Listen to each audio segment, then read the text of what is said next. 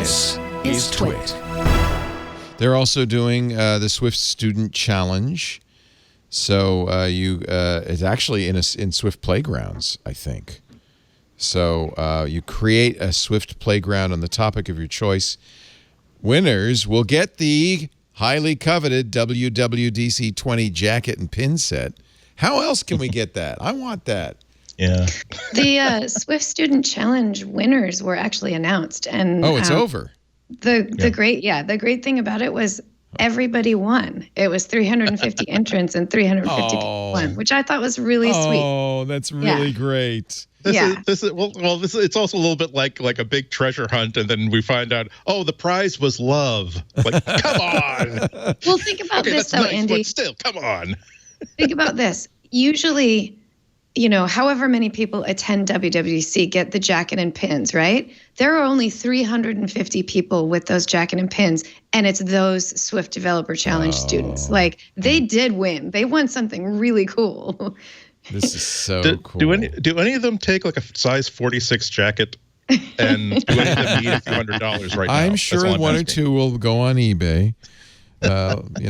Tuition's expensive these days. A lot of them are. There you go. A lot of them have to pay college tuition. I guess these are. I'm looking at the newsroom announcement of the winners, which was on the 16th. So shame of me. Oh no, that's today. Never mind. It just today. came out. Yeah. It just happened this morning. Okay.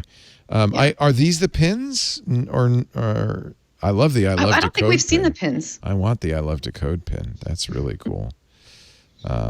Neat stuff. And read the press release because some of these kids are going to change the world. This is really, really exciting stuff from all over the world. Nothing more exciting than like really, really young people who have not been taught what won't work and what has been tried before. They just have an idea in their head of what they want to exist, and then they make it exist. Well, and that's, by the way, I got to point out the beauty of Swift and the platform is you can be a high schooler and develop something pretty polished and amazing. No, I'm so jealous of young people who are learning to code, because every 10 years I really have to. It was so tough to break myself out of the pre-object-oriented programming mindset that I molded my brain on since I was like 10 years old. There were kids that were like, I was like 22, 23, and their kids were like 10 years old. And because they started learning like objective languages, it's like, but wait a minute, you don't have to do a loop? Wait a minute, where does you break out of the, It was so it's exciting now that when you have kids who now are growing up knowing that you can the best way to write an effective program that does magical things is to write only the most specific code to your app as possible and support the framework that you've been given. Because not only there are a lot of like older programmers that are suffering right now in the App Store because they have been trained to solve a problem however it has to be solved.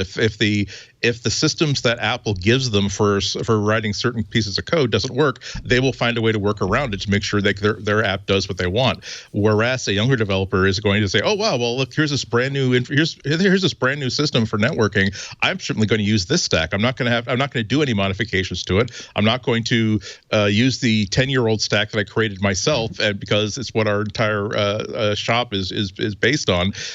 This is why a 12-year-old can rocket so far ahead a 20-year-old, 30, 40-year-old programmer. Well, so some of the winners include Sophia Ongale. She is a sophomore at Fordham University, created an app for resources for survivors of sexual assault. Another one is Palesh Taneja. He grew up in New Delhi. He got dengue fever when he was a kid, so he created an app that will predict how mosquito-borne diseases would spread. But my favorite is this one from Devin Green. He's a high school senior in Castro Valley, California. Devin had trouble getting up in the morning, so he designed a program that uses a pressure mat under his mattress. If the weight is still on the mattress after he's supposed to be up, an alarm goes off, but he can't stop the alarm until he uses his phone to scan a QR code. He says there are 12 QR codes around my house, and they're randomized every morning, so I never know where to go to shut the alarm off. Oh my God, That was like It's one of really my first clever. Apple script. I don't know if it was my first Hyperscript or my first Apple script, where it was an alarm clock that would choose a random number and then calculate the square of it, display that square, and it would not turn off the volume until I typed in what the square root of that number was. Oh, that's perfect. Oh, wow. That kills two birds with one stone. You get to Yeah. learn your square roots, and you also wake up. get up. He, by the way, I don't even he have is to be awake graduating till- this year, which is hard. I'll tell you what, because they didn't get to walk. They didn't. They didn't even have classes for the last half of the year. He's going to Stanford in the fall. So Wow. congratulations to all of the winners. 350 winners. That's really fantastic.